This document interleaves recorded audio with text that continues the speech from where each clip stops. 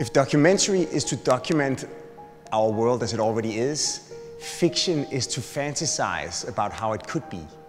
In that sense, architecture is the fiction of the real world, sort of turning dreams into concrete reality with bricks and mortar.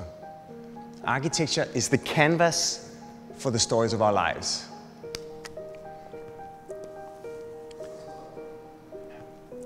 The city is never complete. It has a beginning, but it has no end. It's a work in progress, always waiting for new scenes to be added, new characters to move in. When I started studying architecture and told people what I did, the most frequently asked question was always, can you tell me why all new buildings are so boring? People had the idea that in the past buildings came with ornaments and decoration, moats, drawbridges, spires and gargoyles. Today they had been reduced to containers of space, boring and boxy. Somehow so many of our choices today tend to settle with reaffirming the status quo by replicating what's already there rather than inventing what could happen next. I decided I wanted to change that. In the movie Inception, the architects find that they can finally realize their wildest dreams because they're in fact designing inside a dream.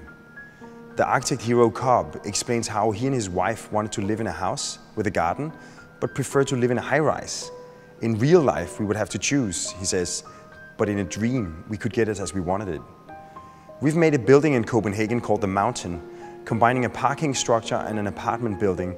By turning the parking into a man-made mountain of cars, we can turn the stack of homes into a cascade of houses with gardens, penthouse views and big lawns. Cobb's dream home made in real life.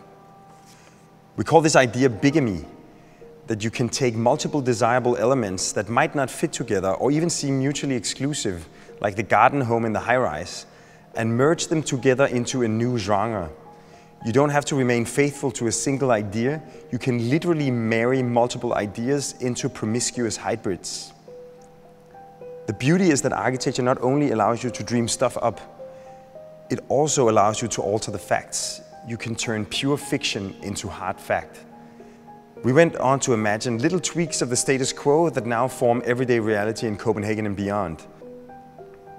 The 8 House is a neighborhood of townhouses where you can walk and bicycle from the street to the penthouse, turning a city block into a Mediterranean mountain town of paths and squares.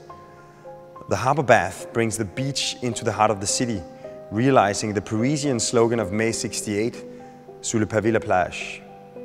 The court scraper combines the urban oasis of the courtyard with the extreme density of a skyscraper into a new warped hybrid of the two.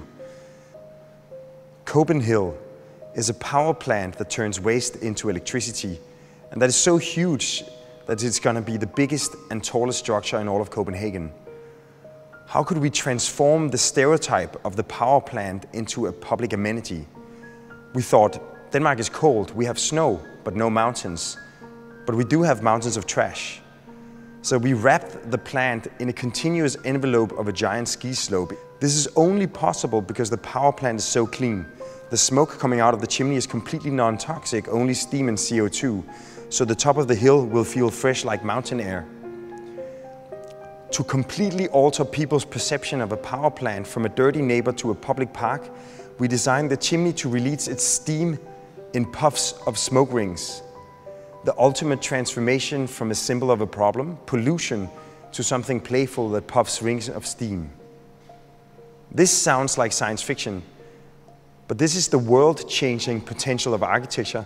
What started off as wildly fictional ideas, ski slopes and smoke rings, is turning into everyday reality. In Venice, they sail in gondolas through the streets, and in Copenhagen, they ski on their power plants that turn trash into electricity. A weird dream has crystallized into concrete reality. Today, people flock towards immersive worlds in the virtual realm. More than 100 million people populate Minecraft, where they can build their own worlds and inhabit them through play. The real-world predecessor for Minecraft, Lego, has become the greatest toy company in the world, with a population of minifigs of 3.7 billion, the largest ethnic group on the planet. These fictional worlds empower people with the tools to transform their own environments.